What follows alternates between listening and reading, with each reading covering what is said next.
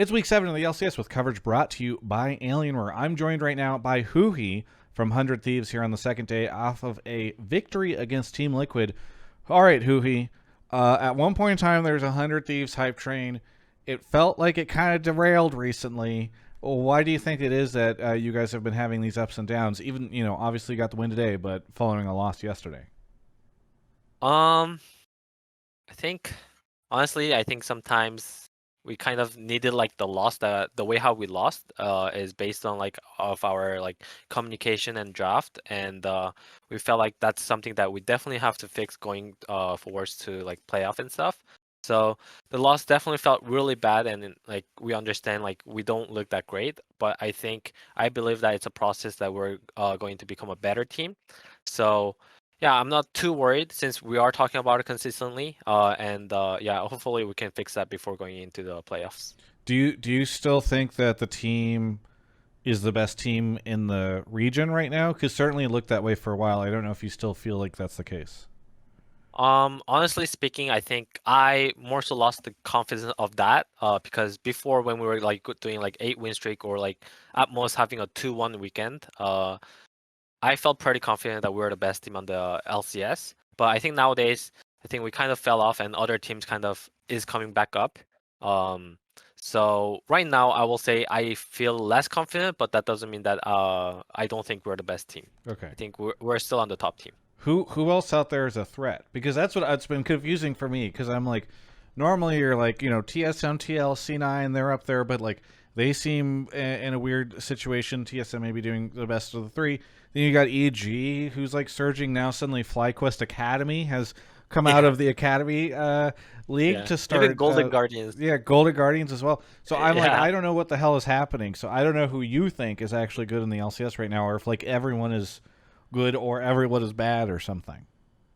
Um, I will say like I don't really feel like when I play versus a certain team, I feel like that it's gonna be an easy game. I think versus any team right now at this page, I think everyone can beat everyone.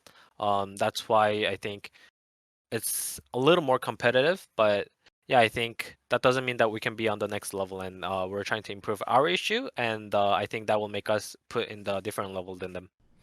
Yesterday, I think I tweeted something after yesterday's really weird games where we had like 4 upsets. I tweeted something about how it feels like this is the weirdest LCS split I've ever covered.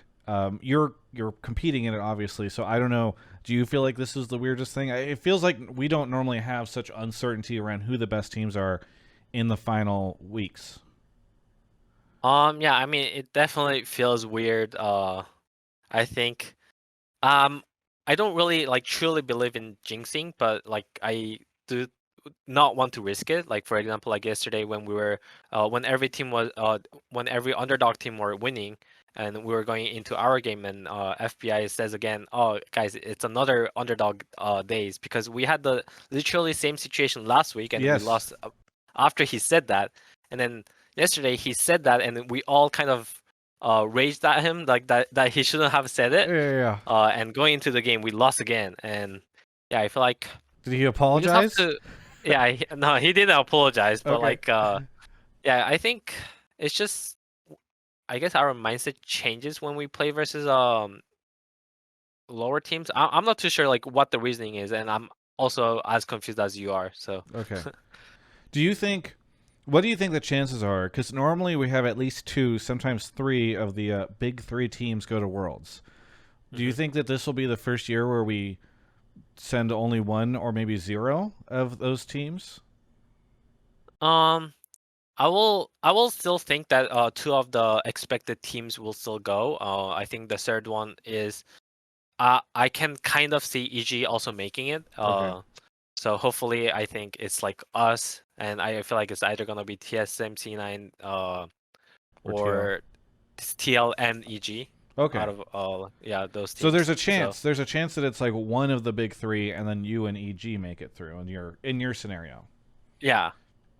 I mean, because that's just what's been interesting to me about this year is like normally you have at least one of those teams dominating or 2 of them like neck and neck, and you just anticipate that like normally you get like Clutch Gaming pushes somebody out, or like last year when Mhm. C9 didn't go. So It's just interesting to see where things are at. Yeah. One of the questions I also had for you is, look, in this past week, there was a lot of discussion about CLG, your former team. Hmm. And it caused me to think a lot about how you've had such success after having left CLG. You had this reputation, and I apologize because I was one of the critics, along with many other analysts, being like, "Oh yeah, Huhi can't." And then you end up joining Golden Guardians. Things start to turn around. You end up on 100 Thieves now. You guys are having so much success. So, is there a people often joke and call TSM talent suppression machine, but do you think CLG has something similar where players are held back in some way by that organization? I don't know. Mm, I'm not too sure if like there is like same people on CLG when I was on CLG. On when I was on CLG, I just felt like everyone on the league team were so close to each other, and everyone outside of the league team was kind of like separated. Yeah, So like we didn't interact that much. So for us, when stuffs are not getting done by outside, I think we just didn't like necessarily like interact with them. So we were just a league team, and it felt like the outside is just another um another I don't know, world. company. Yeah. Yeah, another world. So I felt like when we were there, like our atmosphere was good. And obviously, I cannot really speak for them right now because I don't know how their system is. But yeah, like it does seem like they are not having a good time. But hopefully, they can bounce it back. Well, then let me ask you this: why is it that you were able to turn from somebody that people thought? I mean, there were people calling for your retirement. Now Hmm. people rate you so frequently in the top three. Obviously, you did the role swap, so I don't know if it's entirely the role swap, but like, how are you able to recover so much? Because it feels like that doesn't happen very often in the LCS, at least, and maybe even in competitive league, where someone starts slipping and then people start rating them as some of the best in the Yeah. league. Um. For me, I think that question is a really hard one. What I do is I just put on a lot of work of what my job is, like playing League of Legends and then getting better at it, having a good mindset, taking care of myself, all those things. And I feel like I just got lucky, in the end. Like with my work, it's like one of the quote that I used to like luck favors the prepared or Yeah. something like that. Um, so like I felt like I was just putting my work in, and I kind of got lucky to get picked up by Golden Guardian Academy, Nick Smith, and alongside with FBI coming into NA at the same time. And I feel like that kind of sparked, and I'm here right now. Yeah. So it sounds like you put a lot of it not just on your own preparation and stuff, but also the FBI partnership. Like that sounds like it was a big part of the reason why you were able to find success. Yeah, I think so. Yeah. Interesting. Okay. Well, I'm excited to see what 100 Thieves can do. It certainly feels like you guys have the opportunity to really, become a big player in the playoffs. So is there anything that you want to say to any of the fans out there? To any other fans, I think we have a pretty big slip off when like other like our contender are dropping games. We are also dropping games, and we're really not happy with that either. But I think playoff is when it really matters, and we're gonna fix all of our issue going into the playoff and make you guys proud. Yeah, very So good. Well, keep hey, cheering for us. thank you so much, Huhi, for the interview. For everyone else, you can check out the rest of my coverage of all things LCS right here on my YouTube channel. Hey, thanks so much for watching that video. If you are watching this, because a lot of these videos are coming out on the 21st of July or earlier, there's still time to head over to alienware.com/Travis, click the banner at the top, and look at their Black Friday in July sales.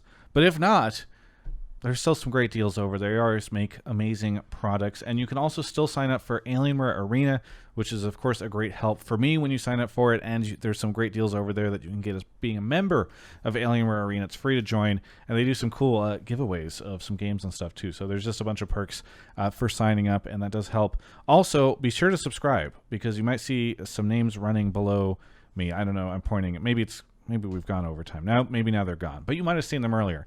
And there's a chance to get your name on that marquee if you subscribe. So thanks so much for watching.